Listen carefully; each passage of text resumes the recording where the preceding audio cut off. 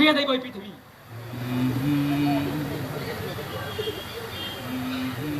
ধ্বংস হয়ে যাইব এই দেশ। স্বাধীনতা, মুক্তির সংগ্রাম,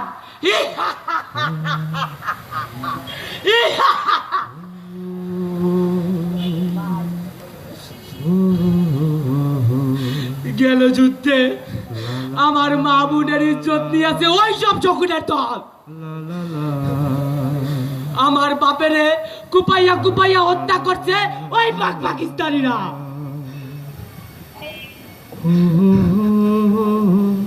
কত প্রাণ গেল,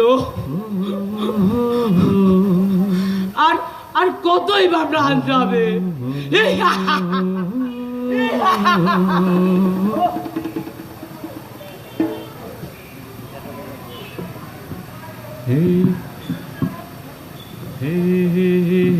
La la la la la la la la la la la la la la la la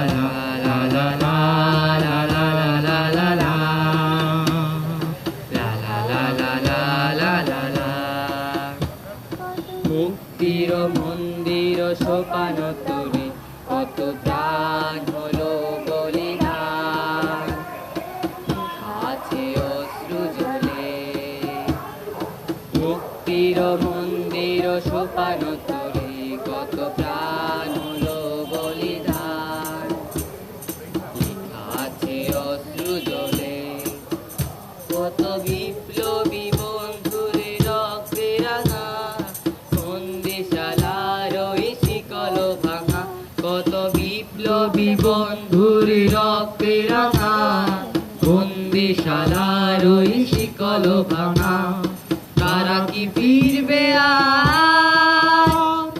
তারা কি ফিরবে আজ সুপ্রভাতে যত তরুণ তরুণী গেছে অস্তা চলে মুক্তির মন্দির সোপান তলে কত প্রাণ হলো বলিদান আছে অশ্রু জলে যারা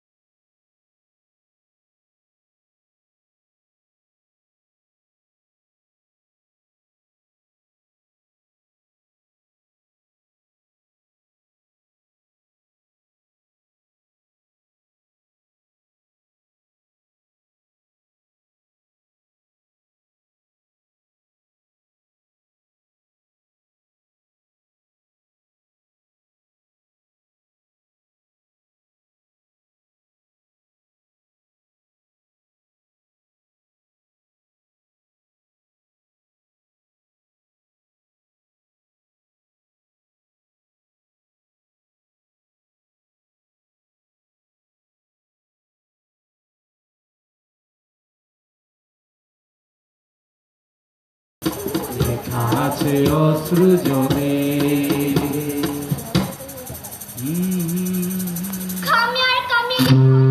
জন্ম সেখানে আজ শুকরীদের নির্লিপ্ত বেশাতি দাঁত খিচিয়ে অশ্রাব্য গালিতে তৃপ্ত নোরা পাগলা কারণ গেল যুদ্ধে তার মা বোন ছিল গণিমতের মাল এক টুকরো লাল সবুজ কাপড় পছন্দ হয়নি মণিমালার তার দরকার 12 হাতি সাদা শাড়ি স্বদেশের বুকে আছে কোন স্থবিরতা দেশের পতাকা খামছে ধর্ষী শকুনির দল তারা এখনো আছে আমাদেরই আশেপাশে চোখ কান খুলে রাখলে তাদের দেখা দেবে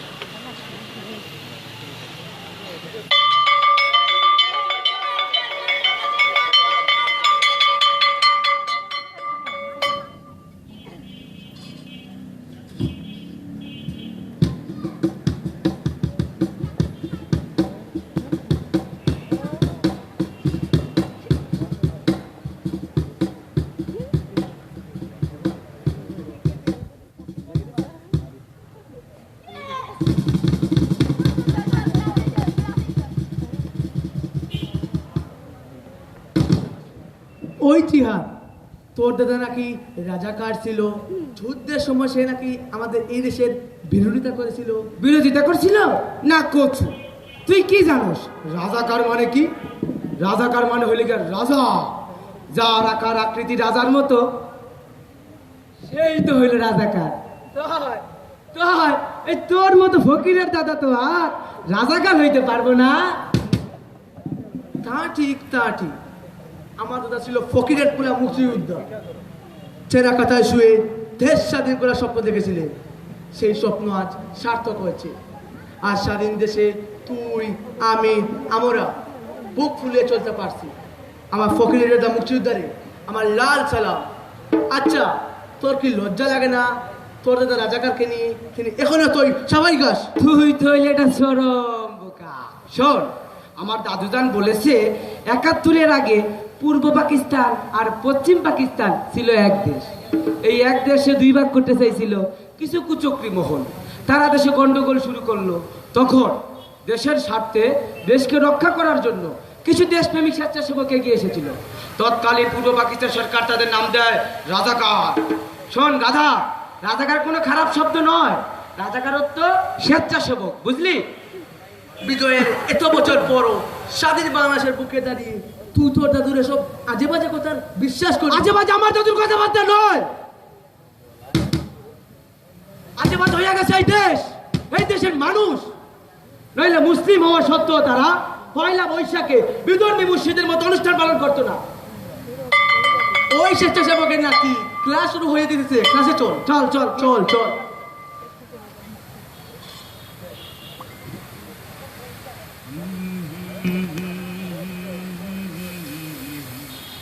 La la la la la la la la.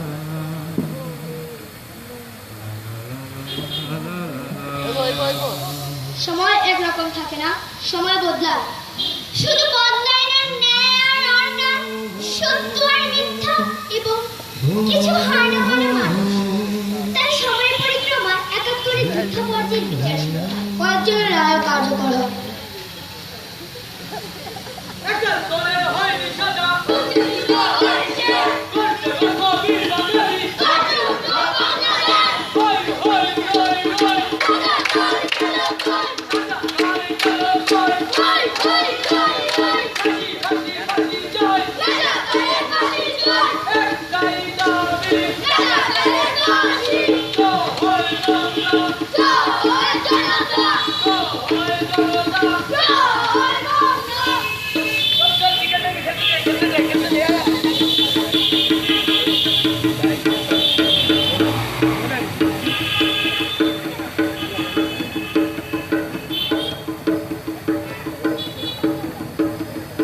কি রে শাহজাদা, রাজার দিন বুঝি এবার শেষ হয়ে এলো? কেন রাজার আবার কি হয়েছে?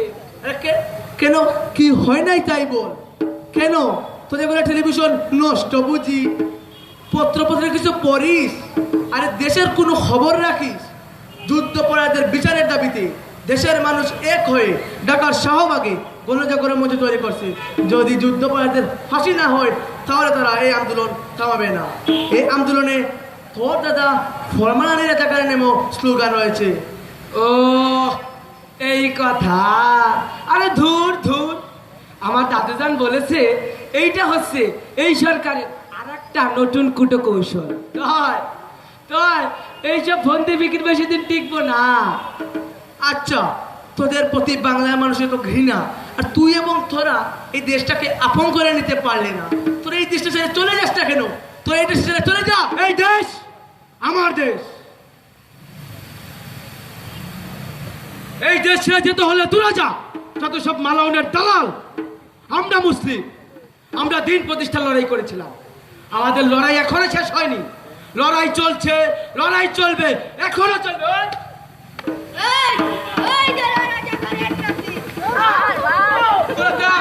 তোরা থাম।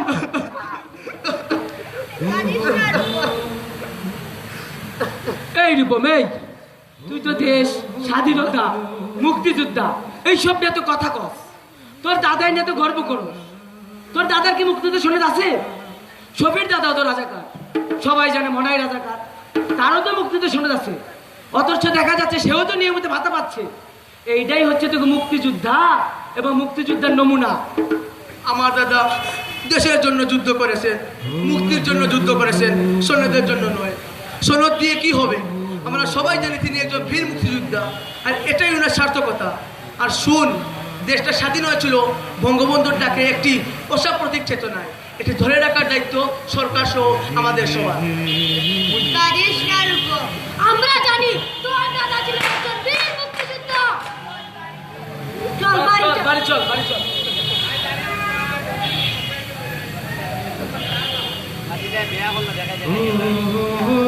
এখন দুইটা সংকটে আমরা, রাজাকার ও তাদের পরবর্তী প্রজন্ম। এই কালসাপটা দেশের মধ্যে সাম্প্রতিক বন্ধন নষ্ট করেছে। ধর্ম ধর্ম বলে ওরা গলা ফাটায়, সাথে বোমা ককটেল, আসে অশান্তি, শান্তির সূত্রদয়। এজন্য নিরবহন নিরবহন চিৎকারে সবাই সরব। তবে এই ক্রান্তিকাল আমরা কাটিয়ে উঠবো। তীর হারোই ঢেউয়ের সাগর পাড়ি দেব রে। হো হো হো হো হো হো।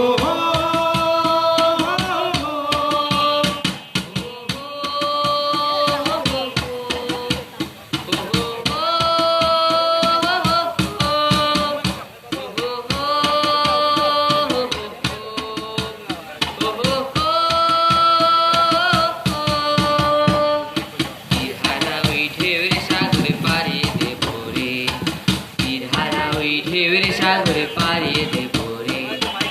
আমরা কজন নবীন মাঝি হাল ধরেছি শক্ত করে রে। তীরহারা ওই ঢেউয়ের সাগরে পাড়িয়ে দেব রে। তীরহারা ওই ঢেউয়ের সাগরে পাড়িয়ে দেব রে। জীবন কাটে যুদ্ধ করে, প্রাণের মায়া সাঙ্গ করে, জীবনের স্বাদ নাহি পায়। ঘর বাড়ি ঠিকানা নাই, দিন রাত্রি জানা নাই, চলা সে মানা সঠিক নাই। জানে শুধু চলতে হবে, ভেতরই বাইতে হবে। জানে শুধু চলতে হবে, ভেতরই বাইতে হবে। আমি রে সাগরে মাঝি রে। তীরহারা ওই ঢেউয়ের সাগরে পাড়িয়ে দেব রে।